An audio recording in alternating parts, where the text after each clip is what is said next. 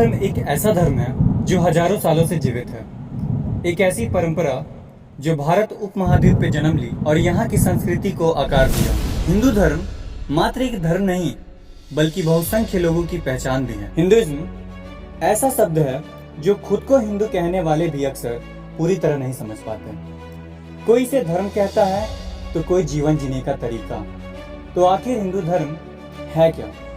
आइए इस वीडियो में हम यही समझने का प्रयास करेंगे कि कैसे ये धर्म जीवन जीने के तरीके से शुरू होकर एक धर्म के रूप में विकसित हो जाता है। दोस्तों, हिंदू धर्म दुनिया का सबसे पुराना धर्म है। इसकी शुरुआत कब हुई इसका जवाब दे पाना निश्चित रूप से संभव नहीं है, लेकिन पौराणिक मान्यताओं के अनुसार ऐसा माना जाता है कि ये धर्म लगभग 90,000 साल पुराना है। आज दुनिया के हर कोने में हिंदू धर्म को मानने वाले लोग रहते हैं।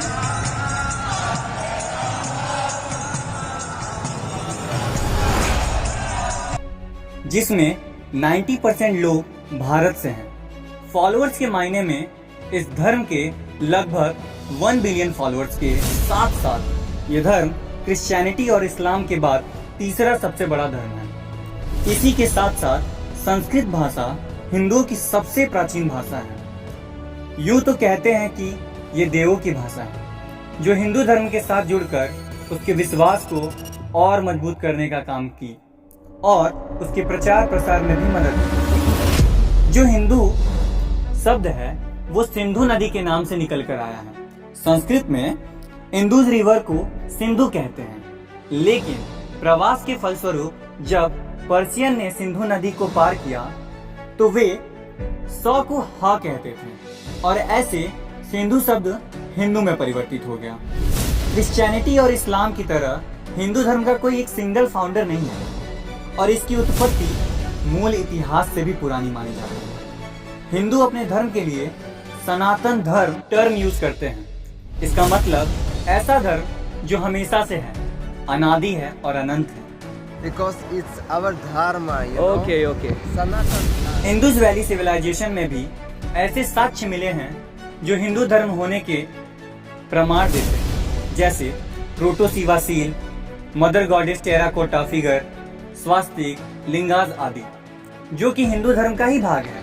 इसका मतलब हिंदू धर्म उस समय भी एग्जिस्ट कर रहा था, लेकिन व्यवस्थित रूप से हिंदू धर्म की शुरुआत वैदिक काल से मानी जाती है, क्योंकि इसी काल में हिंदू की पवित्र ग्रंथ वेदों की उत्पत्ति हुई। यानी हिंदू धर्म के लिखित साक्ष्य हमें वैदिक काल से ही मिलते हैं। हिंदू धर्म इतना पुराना है कि अब आपको ये समझ आ ही गया होगा कि ना कोई इस धर्म का निश्चित संस्थापक है और ना ही कोई निश्चित डेट निर्धारित है, लेकिन इसकी कुछ कोर बिलीफ्स हैं जो हिंदुइज्म को डिफाइन करते हैं। वास्तव में हिंदू धर्म कोई व्यवस्थित धर्म नहीं है, ना ही किसी सिंगल अप्रोच से इसके मूल्यों को समझा जा सकता है, क्योंकि हिंदू धर्म के विश्वास स्थानीय, क्षेत्रीय, जाति व समुदाय के आधार पर प्रभावित होते हैं। लेकिन फिर भी कुछ ऐसे विश्वास हैं जो सब में समान हैं।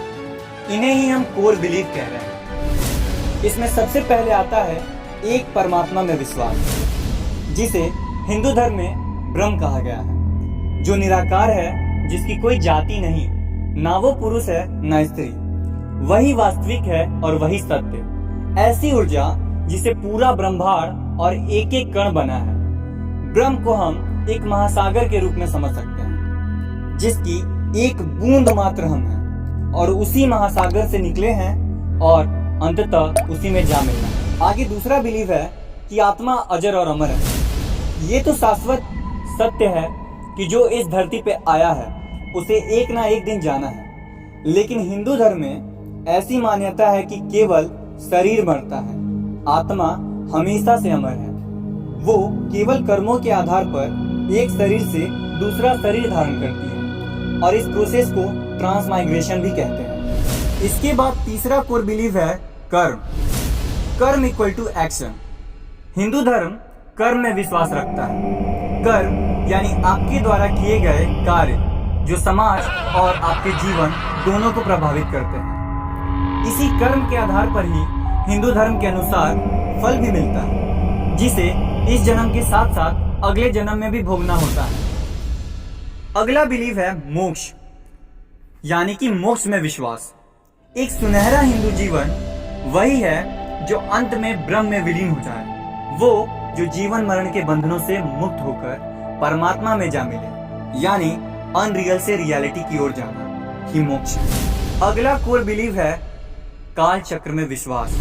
हिंदू धर्म आदि और अनंत से है, इसमें समय को काल चक्र कहते हैं। आइए समझते हैं।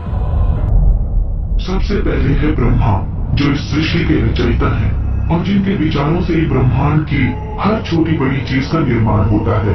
इस विशाल असीम अनुभूति में ब्रह्मा का एक दिन मनुष्य के 4 अरब 32 करोड़ वर्षों के बराबर होता है, अर्थात एक महादिवस, जिसमें धरती के चारों युग बारी बारी आते जाते हैं, जैसे ऋतुओं का आना जाना होता है। काल के इसी ताने बाने में पूरे ब्रह्मांड का अस्तित्व समाया हुआ है। जैसे बसंत ऋतु की सुबह होती है, वैसा ही है सतयुग, जहाँ उत्तम पुरुष और स्त्री हजारों वर्षों तक सुख और आनंद से भरी इस धरती पर जीवन बिताते हैं। न दुख, न अत्याचार, न रोग, न भय, परंतु परम ज्ञान, परम सुख पाने वाले मनुष्य भी इस काल चक्र से नहीं बच पाते और इस तरह दूसरे अर्थात त्रेता युग में धरती पर लालच के रूप में बुराई जन्म लेती है।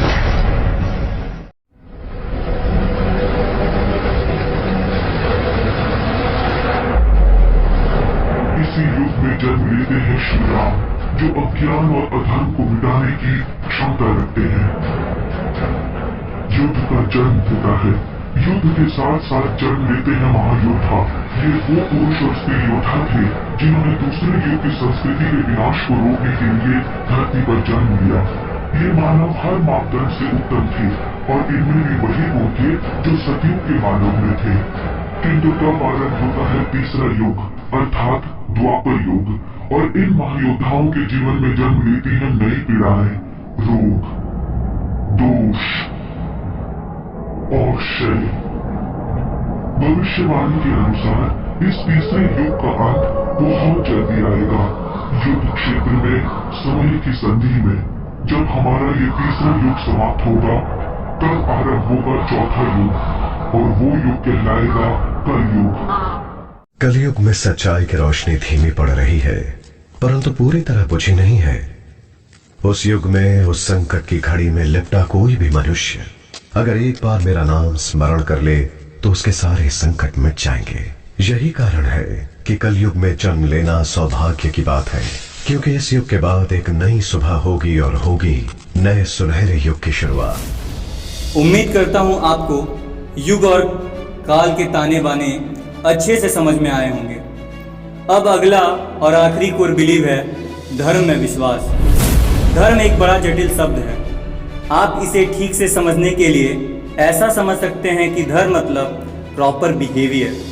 धर्म ब्रह्मांड में संतुलन बनाए रखने का काम करता है। इस संसार में प्रत्येक मानव, जानवर, पेड़ पौधे सभी अपने अपने धर्म का पालन करते हैं। जब तक ये अपने धर्म का पालन करते रहते हैं तब तक सब कुछ अच्छा रहता है, अन्यथा सब अस्त व्यस्त हो जाता है। जैसे शेर का धर्म है जंगल में हिरन और बाकी जानवरों का शिकार करना, एक राजा का धर्म है अपनी प्रजा का ख्याल रखना, वैसे ही व्यूवर्स का धर्म है चैनल को सब्सक्राइब करके वीडियो को लाइक शेयर करना और नोटिफिकेशन बेल दबाकर जीवन मरण के चक्र से मुक्त